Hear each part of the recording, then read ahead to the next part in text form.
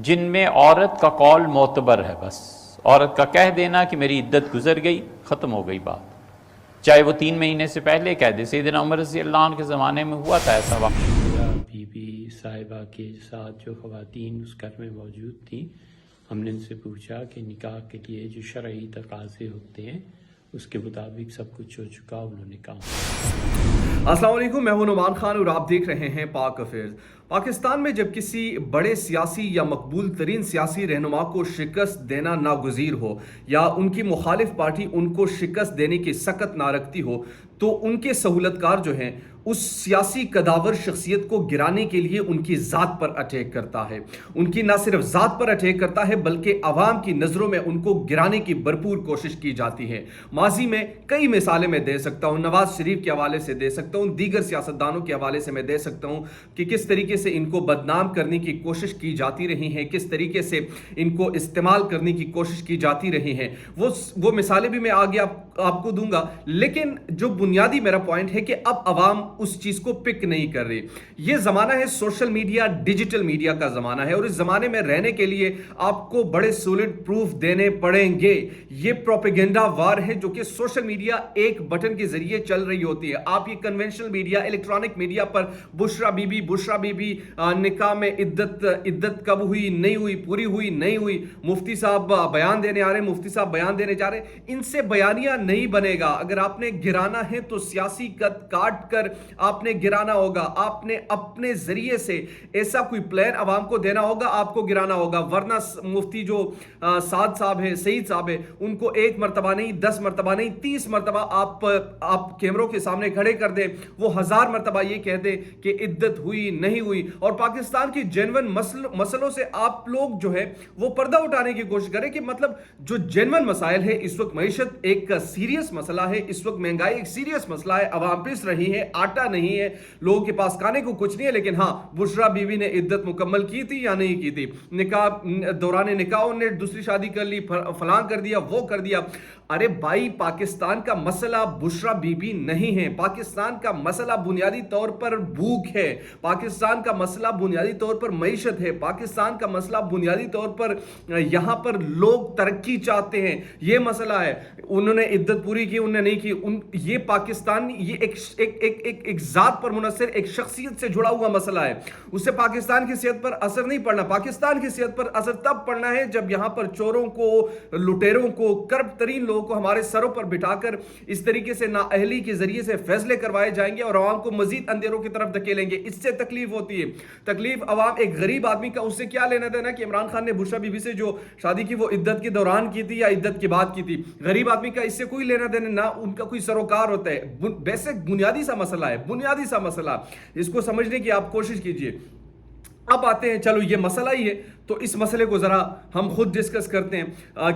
مفتی صاحب کا ایک بیان میں آپ کے سامنے رکھنا چاہتا ہوں۔ مفتی صاحب کے پاس ایک مسئلہ آتا ہے، اس مسئلے کا وہ کیا جواب دیتے ہیں، یہ آپ خود سماعت فرمائیے۔ ہماری فرما دیں، فقہا نے مسائل میں لکھا ہے، آپ شامی کے نکاح کا باب دیکھ لیں، بہت تفصیل سے اس میں رہنمائی کی ہے۔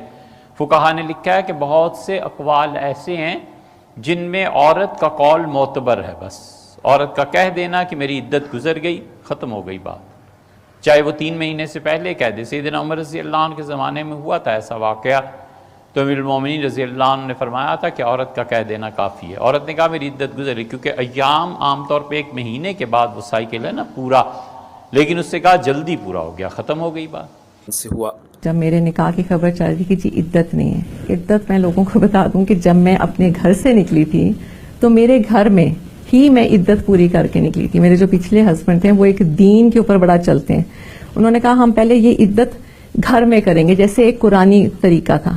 اس کے بعد جب میں گھر سے نکلی، میں چاہتی تو میں اگلے دن بھی شادی کر سکتی تھی، میں نے تو اس کے 5-6 بلکہ شاید 7 مہینے رہنمائی فرما دیں گفتگو آپ نے سنی۔ اس میں بنیادی طور پر ان کا کہنا ہے کہ جب خاتون نے خود کہہ دیا کہ بھائی عدت میری مکمل ہوئی تھی تو پھر کسی قسم کی کوئی شہادت کی ضرورت نہیں ہے، پھر آپ کو ماننا ہی پڑے گا۔ لیکن دوسری طرف مفتی صاحب جو ہے وہ صرف یعنی میں بذات خود یہ سمجھتا ہوں کہ مفتی صاحب انہی کے ہاتھوں میں استعمال ہوتے ہیں ابھی یا ہو رہے ہیں جن ہاتھوں میں عمران خان کسی زمانے میں استعمال ہوا کرتے تھے یا استعمال ہو چکے ہیں. جس طریقے سے ان کو اقتدار میں لایا گیا, جس طریقے سے ان کو اقتدار میں بٹھایا گیا تھا, بالکل ایسے ہی جناب مفتی سعید صاحب کو بھی آج کل عدالتوں میں نہ صرف لایا جا رہا ہے بلکہ عدالتوں میں ان کو یہاں پر بٹھا کر ان سے بیانات لیے جا رہے ہیں. اور نہ صرف بیانات لیے جا رہے ہیں بلکہ بیانات کے ساتھ ساتھ جو بنیادی طور پر ایک چیز واضح ہے, اور واضح کیا ہے, آپ سب سے پہلے یہ مفتی صاحب کا دوسرا جو بیان ہے یہ آپ سماعت فرمائیے. بسم اللہ الرحمن الرحیم. 1 جنوری 2018 کا قصہ ہے. جناب عمران خان صاحب نے اپنے نکاح کے لیے یہاں سے لاہور کا سفر کیا اور میں بھی ان کے ہمراہ ہی تھا. وہاں پر ڈیفنس کے علاقے میں پہنچے اور بشیرہ بی بی صاحبہ کے ساتھ جو خواتین اس گھر میں موجود تھیں, ہم نے ان سے پوچھا کہ نکاح کے لیے جو شرعی تقاضے ہوتے ہیں اس کے مطابق سب کچھ ہو چکا, انہوں نے نکاح ہو چکا. تو میں نے ان کا نکاح بشرہ بی بی سے پڑھا دیا. اس کے بعد میں اپنے گھر واپس آ گیا اور میں محمد سعید خان, محمد حنیف خان صاحب کا بیٹا ہی بول رہا ہوں.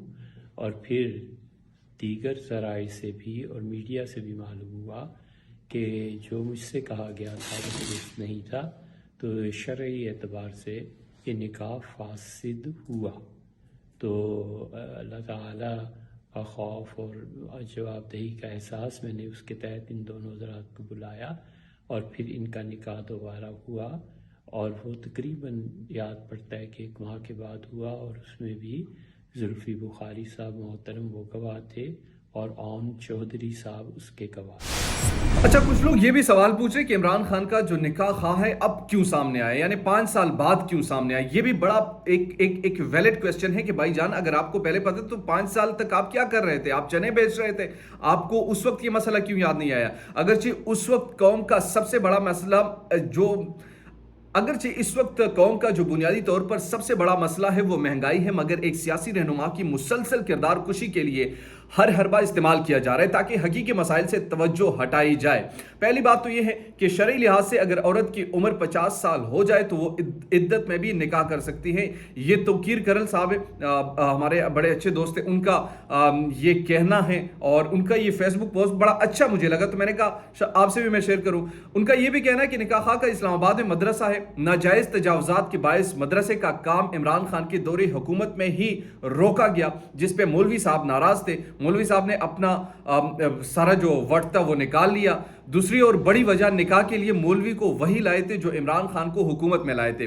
عمران خان اور مولوی دونوں مہرے ہیں جن کا وقت آنے پر استعمال کیا جاتا ہے. مولوی صاحب نے لانے والوں کی خوشی کے لیے 5 سال بعد کردار کشی کی مہم میں اپنا حصہ ملا لیا اور ہر دور میں ایسے مولویوں کے بدولت گلشن کا کاروبار چلتا رہتا ہے. توقیر کھرل صاحب کی یہ کچھ لائنز میں نے آپ کے سامنے رکھی. بنیادی طور پر دیکھیے سمپل سی بات یہ, جب آپ نے نکاح کیا اور اس وقت آپ نے پڑھایا تو شرعی لحاظ سے, دینی لحاظ سے آپ کا اس وقت یہ فرض بنتا تھا کہ یہ تمام چیزیں تحقیق کر لیتے. آپ نے پھر چلو 1 سال بعد, 2 سال بعد, 3 سال بعد, 4 سال بعد, 5 سال بعد آپ یہ سب کچھ کیا کر رہے ہیں؟ مطلب سمجھنے والے سمجھ جاتے ہیں, سمجھنے والے سمجھ جاتے ہیں. دیجیے پاک حافظ نعمان خان کو اجازت. اللہ نگہبان.